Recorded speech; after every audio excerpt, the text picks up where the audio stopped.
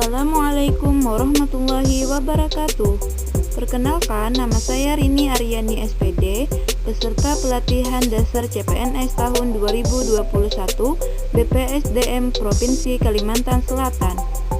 Di sini saya akan mempresentasikan tentang Learning Journal Komitmen Mutu. Komitmen mutu adalah suatu pelaksanaan pelayanan publik dengan berorientasi pada kualitas hasil, dipersepsikan oleh individu terhadap produk atau jasa berupa ukuran baik atau buruk. Bidang apapun yang menjadi tanggung jawab pegawai negeri sipil, semua mesti dilaksanakan secara optimal agar dapat memberi kepuasan kepada stakeholder. Jadi, dapat ditarik kesimpulan bahwa komitmen mutu itu adalah janji yang ditepati untuk memberikan kepuasan dalam pelayanan. 3 konsep komitmen mutu. Yang pertama, konsep efektivitas dan efisiensi.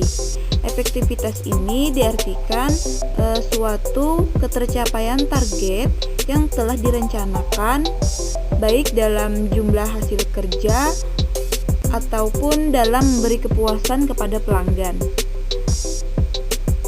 Kalau efisiensi itu adalah bagaimana seseorang menghemat biaya, waktu, tenaga, dan pikirannya dalam menyelesaikan kegiatan. Konsep yang kedua adalah konsep inovasi. Di sini, di lembaga harus memberikan sebuah ide atau praktek yang dianggap baru oleh individu suatu unit ataupun yang lainnya, sehingga di sini memerlukan metode bagi suatu lembaga dalam mencapai hasil yang maksimal dengan inovasi-inovasi baru. Yang ketiga adalah konsep dasar dan mutu.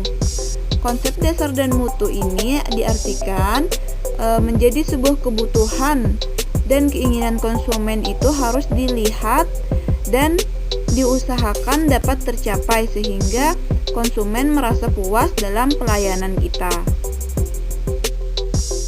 Faktor-faktor yang bisa menjadi pendorong sekaligus menghambat upaya meningkatkan kinerja aparatur dalam berkomitmen terhadap mutu.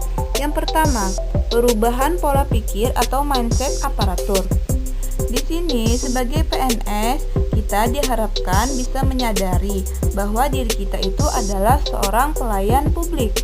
Jika kesadaran itu sudah muncul di dalam diri kita, harapan tentang integritas dan moralitas PNS akan semakin baik dan semakin terwujud. Yang kedua adalah faktor pergeseran budaya kerja. Budaya kerja yang kurang menunjukkan bahwa pegawai negeri sipil itu kurang berkomitmen.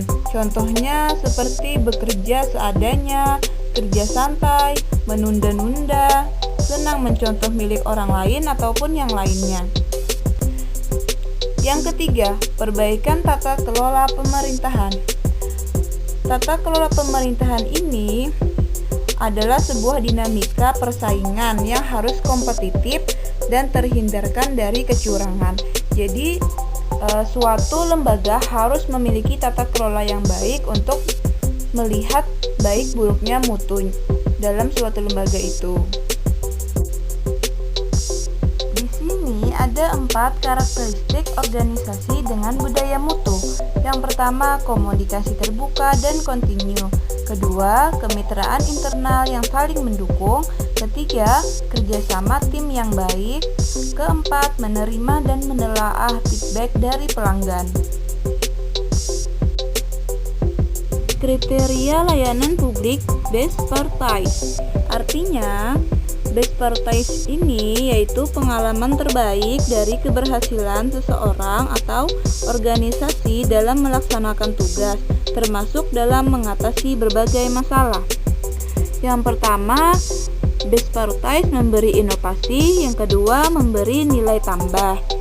Jadi, best practice itu dapat memberikan inspirasi terhadap kegiatan yang sedang dilakukan atau hasil kinerja lembaga dengan menggunakan suatu inovasi.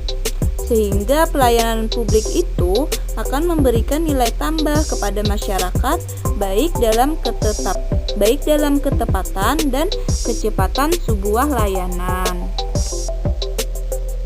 Sifat yang harus dimiliki oleh ASN untuk menciptakan inovasi adalah: pertama, senantiasa merasa butuh untuk terus mengembangkan kemampuan.